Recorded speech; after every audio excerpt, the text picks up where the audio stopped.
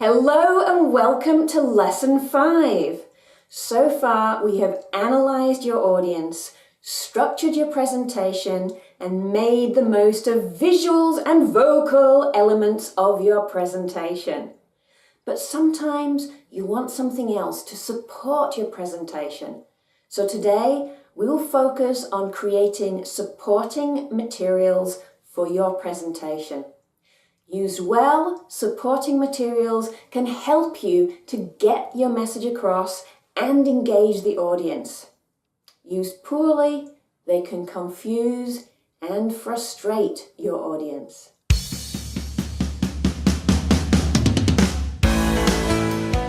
In this lesson, we'll cover keep it simple, use images, take care with text, create great graphs, and outsource when it makes sense. There is a lot of information in this lesson, so take your time to work through it and you can create your fantastic supporting materials. First, keep it simple. So think about what kind of supporting materials you want to use. What do you really need? Maybe actually it's nothing. You don't need any supporting materials. And I've suggested this to presenters in the past and they become quite shocked. What, you mean no PowerPoint?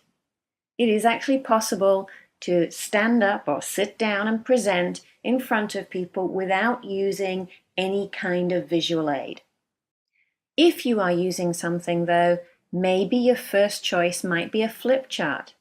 And I absolutely love the TED Talk by Simon Sinek, where he talks about starting with why. And in this TED Talk, the only visual that he uses is a flip chart. He uses it really effectively.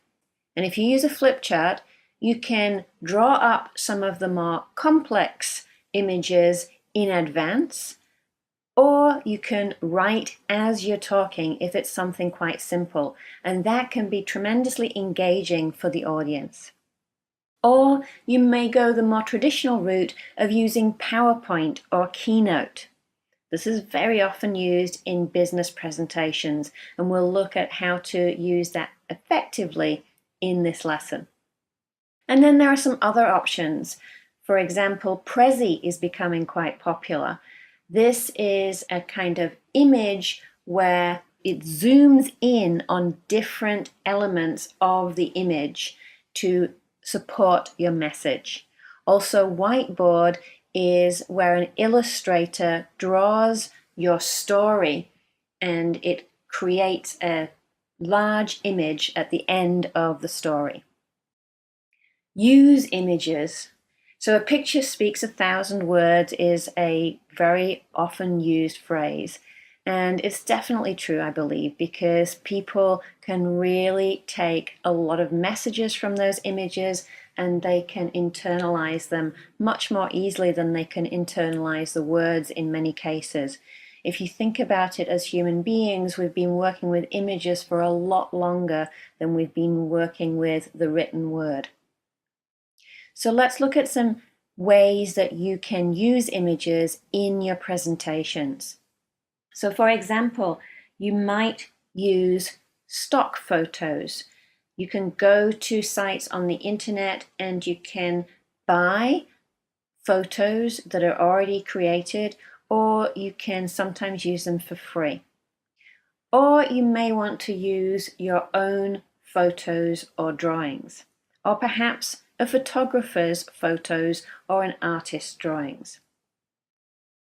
For example, here is a photo that I took, and this is one that I can very easily use if I'm talking about turning over a new leaf, for example. Now, even though the expression turn over a new leaf actually refers to a page in a book, which is also called a leaf in a book, I think it's great to be able to use a picture of an actual leaf or leaves, because this is something that people can easily identify with. It's a lovely vibrant green color, so it captures people's attention and it's easy to remember. Or I might use a photo by a photographer, a fabulous photographer. This one is by Top Tier, and I definitely recommend the Top Tier services if you're in Japan and looking for a photographer. This is a photo that I had taken to use in my TEDx talk recently. And an illustration here that I also used in my TEDx talk. This is by the amazing artist Stuart Eyre. And I love this because I think it's a great way to depict the idea of stress in the workplace. And with an illustration like this, because it's not an actual photo, people can imagine it a little bit more in the way they want, and they can make it relevant for themselves. Now, when you're using images, do be a little bit careful about how you use them. So think about the space on your slide and use it wisely. So you might want to make your images quite big so that they take up, for example, as I showed in the leaf image, that they take up the whole screen. Why not use it if it's there? But also you want to maybe use some white space around the image to make it stand out. Now be careful though not to do something like this. Don't stretch the image. If you're wanting to fit it into your space, the mistake that often people make is that they will click on the image and it will create this box around the image. And then if you use the boxes at the top and bottom and at the left and right, that will stretch your image so that it becomes distorted. So don't use those at all. Just use the circles that are in the corner. If you use the circles that are in the corner to expand or shrink your image, it will do it in proportion so that your image looks right and doesn't look strangely stretched like this image here. Now, when you're using text, take care with it. Make sure that you write less on the screen and more in the handout. So a screen presentation, the communication on the screen and the communication in the handout, they are two completely different types of communication. So they should be different. You want less on the screen and a lot more detail in the handout for people to take away. And I do think that if you really want to have an effective presentation, you really want to get your message across, it is worth spending that extra bit of time to create two separate documents. Then choose a font type and size that the audience can see easily. Sometimes people use a lot of text on the screen, the font is very small, and it's really difficult for the audience to see. Use action words, especially if you're using bullet points, as I have here. Put those action words at the beginning of each point, and it makes it easier for the audience to understand. If you're using bullet points, keep them concise and really a maximum of 6 per slide. If it's more than that, it's too much information for people to take in. Even I think what I have here, 5 points, is rather a lot. And avoid repetition. So sometimes I see slides, especially business slides, where there is information that's in the header, there's information in the graphs, there's information, then there'll be a big arrow with the message again. It's almost as if the message isn't clear enough, so the presenter feels like they have to write it several times on the same slide. But you don't need that. Make it clear to start with. Now let's have a look at how to create some great graphs. And I'm just going to introduce 4 very commonly used graphs here and what are the best ways to use them. So the pie is best used when you want to represent a share of a whole. So for example, the slide might be about market share. And I'm keeping these slides really, really simple just to emphasize how far you can go. And you can decide then what additional detail you might need on there.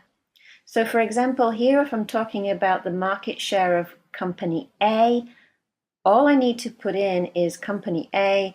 I can put in the percentage. I don't necessarily even need to put that in because I could say that as the presenter and you can already get a sense of what percentage it is just from looking at it. And then what I often see with pie charts is the part where it says others. People will divide this into lots and lots and lots of little different segments. But are those little segments really important for the message that you're going to convey?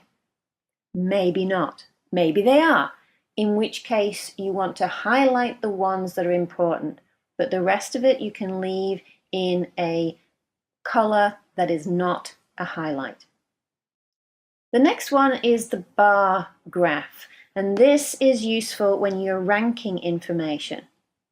So for example, here we have sales, and companies A to E are listed, and the level of their sales is shown. And you can put in as much detail as you want to, as is needed. Now the thing is here though, that we don't really know what the message is. The presenter may be saying the message, but it's also good to have some kind of highlight or some kind of indication on the slides as well. For example, we might highlight company C to show that that is what our focus is. Or we could make it even clearer by adding this information, the arrow and the 5 million mark. This makes it then very easy to see, for example, if our message is that company C just needs another 5 million yen in sales to match company B. Now, what about the column? This is used when you want to represent changes over time. Here's an example for revenue, and we have our unit of millions of yen in the top left. And here you can see the changes over time. But again, here the message is not clear, because what is it that you really want to say with this particular slide? How about if we put this in, the arrow and the 25%, to show very clearly that our message here is that revenue has dropped 25% from 2013 to 2014. Or, even with the same data, the message could be different. How about this? From 2011 to 2014, actually, revenue increased by 50%. So it's really important to think about what is the message that you want to deliver with the slide and have some highlights on that slide, on the graph, to support your message. And the last one is the line. Now this is very often used for changes over time if you have, for example, 6 or more items. Now, if we use this kind of graph with the columns, there's a lot of columns. Instead of doing that, we can actually use a line to represent the information more clearly. And you can also take out all of the years at the bottom because you understand the progression, and maybe just highlight the years that are most important. Keep it really simple and easy to understand. Also, be cautious with color. So different individuals, different cultures read colors in different ways. So for example, red might mean stay away, this is danger. Or some people might see it as red is important. You may have in your mind the meaning or the significance of a certain color, but the audience may interpret it in a different way. So do be careful with the colors you use, and I recommend that you have a template that you use for the colors for your slides, and you stick with those colors and keep them consistent. Stick also to a minimum number of colors. I've just given you some basics here. If you want to know more about charts These are two books that I strongly recommend. Learn from the experts. The one on the left is Say It With Charts, and this is by Jean Zelazny. This is a great book for business presentations. Also, Presentation Zen by Gar Reynolds is another fantastic book that gives you a lot of different ideas for how you can present your information using really creative slides. Now, if you don't want to spend all of that time polishing your skills, getting better at graphs and at slides, you may want to outsource that part of the work. You may have somebody in your company who can help you with that, or you may want to hire somebody to do that work. And it's very easy to do these days. So when should you outsource? Well, do it when you have time before your presentation. You can't outsource effectively if you don't have enough time to make sure the job is done well. Then it should also be when you personally don't have time to do the work, or when you need expertise to help you get a great job done. And you can do this outsourcing by, for example, sites on the internet such as Upwork, which is a great place to hire people who are working all around the world. Now, in this lesson, we covered keep it simple, use images, take care with text, create great graphs, and outsource when it makes sense. Your next steps are to go through the Lesson 5 workbook. Design your supporting materials for your presentation.